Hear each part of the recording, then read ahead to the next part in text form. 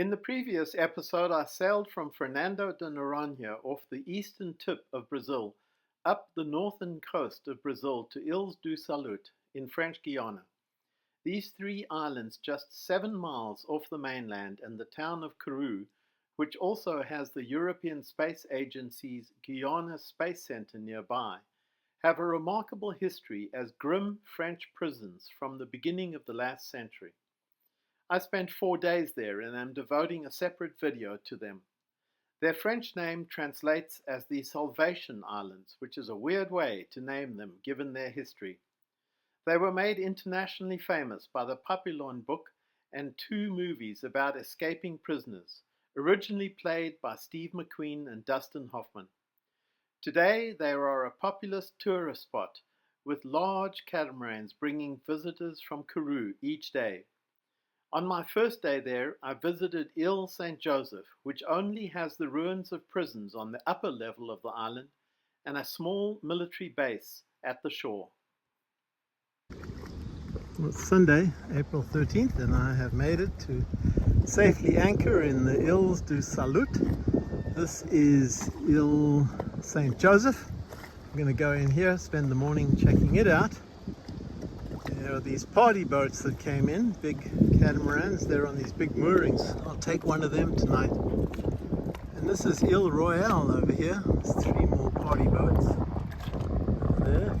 And just at the back there, you can just see there's one other sailboat. I'll go meet them this afternoon. I think I'll take one of those buoys over there. They look really nice and sheltered. Just for the night.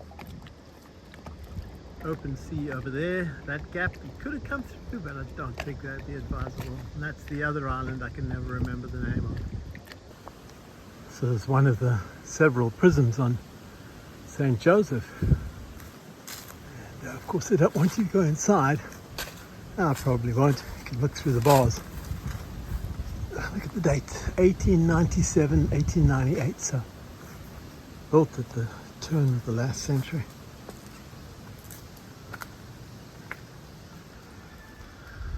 And yeah, pretty much abandoned. Doesn't seem to be much effort to look after them. There is an army post at the bottom with a bunch of soldiers, but I don't think they do anything. Yeah, okay, quite a place.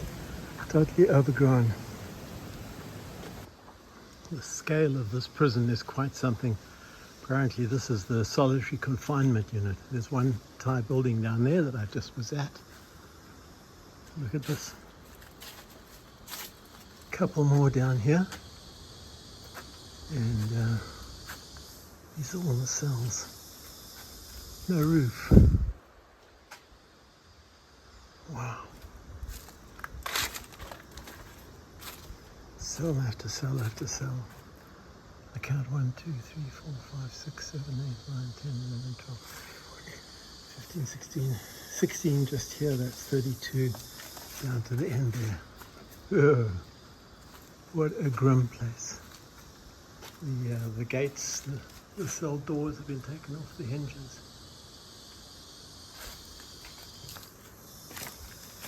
Six by 10 I would guess. About 15 high. Yeah. Grim. Being an entomologist, I could not ignore the many trails of leaf-cutting ants bringing pieces of leaves and other vegetation back to their nests.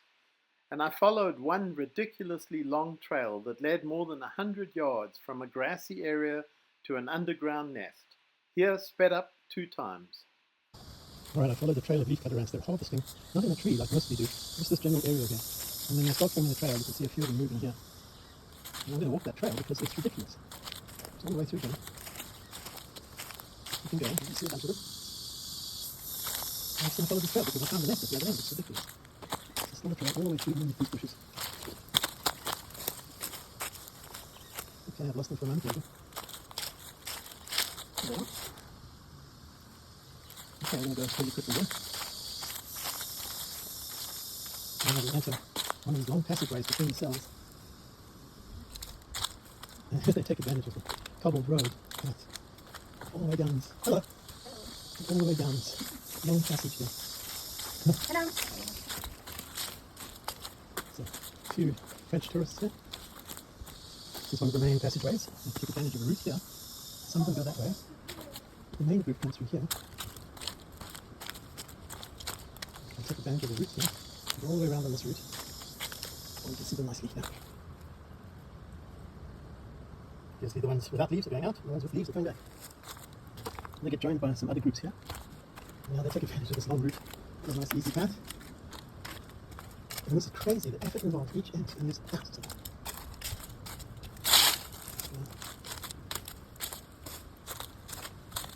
Still going, they get joined by some others here, some others coming down this route. Veritable army of them now.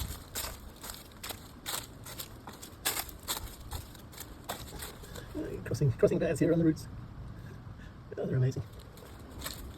And it's one of these larger rooms here. This is not a cell. It used to be a service room of some kind. And their way through the routes here. Really busy. And I thought they would go up a tree to a nest, but no, they're all going down underground here. So the nest is underground. There's a monster termite nest here. It's just fallen, presumed from this palm above me. But it must have been recent because here's all the termites trying to fix the damage, I presume. Good grief. There's a trail built around the island here, and it's built way up on effectively a stone road built up over the cliff.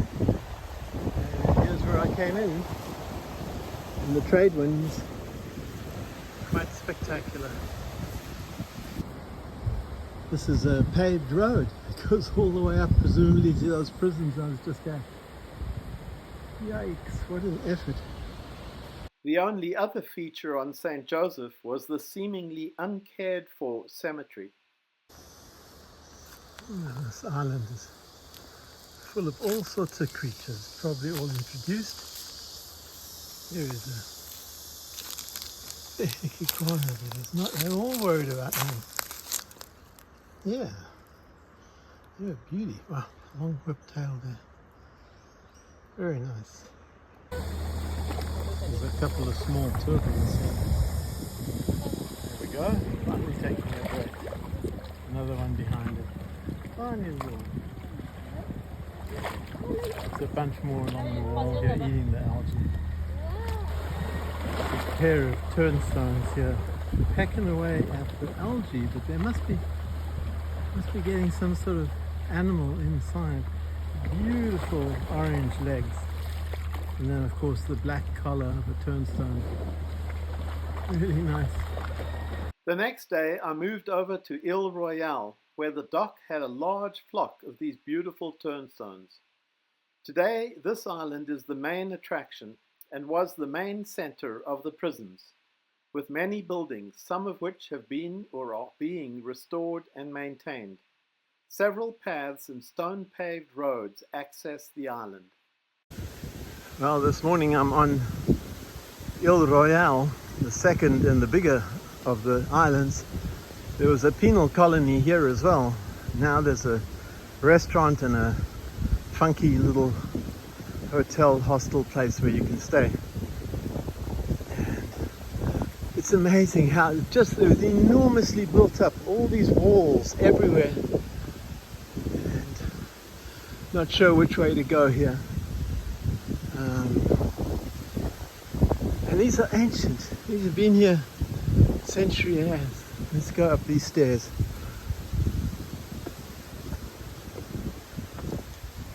This part was a prison as well. Now a restaurant up on the top here somewhere. Look at this, it's ancient. Ancient stone. Enormous effort was put into this place. Now this fort, the stones were actually cut to shape and cemented. Good grief. Now here's the restaurant. Wow.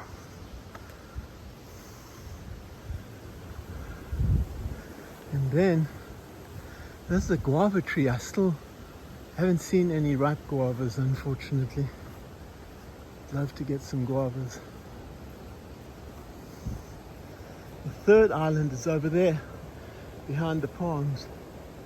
And I had the story wrong on it. That is what they call Devil's Island, Ile du Diablo, and that's where Alfred Dreyfus was kept, French soldier who was accused of treason. I just can't quite see his house, but it's down on the corner here and you're not allowed to visit, unfortunately. Each building has an information sign outside it with English translation, which was particularly useful for me. This one is the quarters of some of the prison guards with families and are now part of the visitor accommodations. This is the main prison block on Ile Royale. I don't know what the light's going to be like in here, but they allow you into this part of it. There you got big bars across the windows there. And yeah, it's kind of dark, but a tiny little cell, another bench. Oh, look at this. And there's a whole bunch of them here. They've taken the doors off, most of them. All the insides have been removed. And there's bars even up on those windows at the top.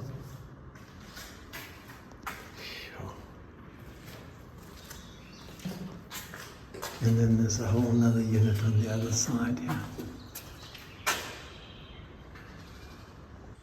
This place is huge, and it just gets weirder and weirder. Here's another whole series of buildings, and no explanation for what they are. But check out this one. This is weird. So you come in through this door, and there's a table with a chair, like an inquisition. And then, like all of these buildings along the side, there are these railings, which I bet is what they would chain prisoners to. Wow. But then, weirder all, in the back, a pretty much abandoned bathroom. And there's water and a shower. It's filthy, but I could clean it up and have a shower. Looking out through the bars at a helipad. The island, of course, had and still has a lighthouse behind this building, which was the hospital, which, while somewhat preserved, is not restored and is inaccessible. In contrast, the chapel has been restored, although one could only stand at the entrance. I walked the trail around the edge of the island, which finally provided better views of Devil's Island and the Alfred Dreyfus house. Now this is Ile du Diablo, Devil's Island, and that is the little house that Alfred Dreyfus, the French soldier accused of treason, lived for 5 years before he was exonerated. Unfortunately, it's not possible to visit. The shore is way too rocky apart from anything else. In France, his imprisonment was known as the Dreyfus Affair. Here, a sign explained how they built and then accessed Devil's Island via a cable car system, and the structure on the right is the remains of it. Elsewhere, there was extensive documentation of their preservation and restoration efforts. This is one of the buildings at the back there that they've rebuilt, the Commandant's house. You see the bracing of the wall here to stop it falling down. Just to recap, this island in the front is St. Joseph. At the front here, at the western corner, is a military barracks, small military barracks. And then on top here is the ruins of the really nasty solitary confinement prison. You see a couple of the tourist catamarans on moorings here. Another one over there. This is Ile Royale. It's a slightly bigger island with a lot more construction on it. This house, the Commandant's house, is this one in the middle. And then up on top there's the restaurant, the prison complex, and then a whole bunch of other buildings, including a church and a hospital. There's a lighthouse, communications tower, etc. And then the last island, Devil's Island, Diablo, it's this long one with just the house for Alfred Dreyfus on it at the end there. The rest of it is unoccupied, and it's still, you can't visit it. Here's the kind of effort they put into rebuilding some of these places. This is 1900, the Commandant's house, looking magnificent with trees around it. We got 1930, the dudes in the smart dress and the magnificent house at the back. But by 1988, it was a wreck, and they had to rebuild it completely. Here's the reconstruction, and by 1995, it was looking pretty grand. And sure enough, there's the house from various different perspectives. It's really quite something. This is 2000, and it's beautiful. The outside is done really nicely today. This is kind of indicative of the rate of progress around here. This is absolutely monster, what we would have called a rubber plant tree. And a massive branch came down of it, right over their little road here. So they cordoned it off, and instead they've been driving around it for long enough to leave ruts in the road. You'd think it would just clear the branch away. It can't possibly take that long.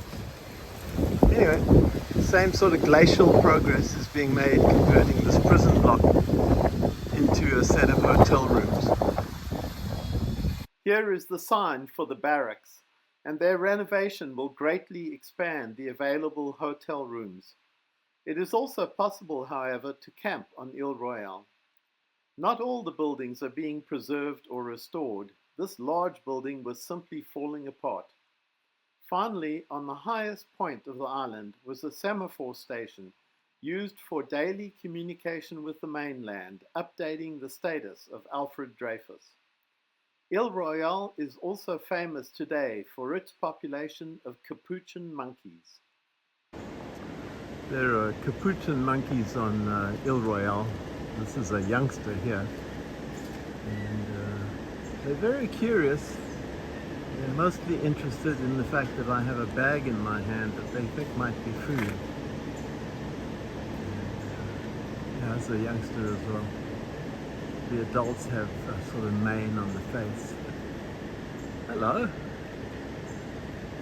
Yeah, you're interested in this bag that I'm holding on to. They're very clever monkeys. These are maybe the species that breaks nuts open with rocks, but I'm not sure about that. No, I don't have any food for you, sorry. Nope. No. I was wrong about these being juveniles. They are adult, tufted, brown capuchins, and indeed they are known to use rocks as tools. I believe they were introduced to the island, as clearly were the many peacocks whose calls echoed around the island.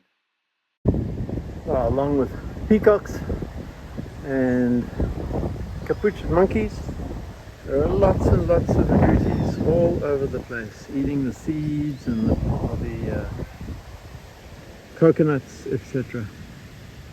My final onshore activity was foraging for sprouting coconuts on St. Joseph Island. Opening these coconuts reveals that the coconut water and hard flesh have transformed into a spongy material that is quite tasty and very filling, and I collected 4 to take along on the next leg. This next leg would be a 4-day, 600-mile continuation of our west-northwest course, bypassing Suriname and Guyana and avoiding the eastern coast of Venezuela, onto the northeast tip of the island of Tobago.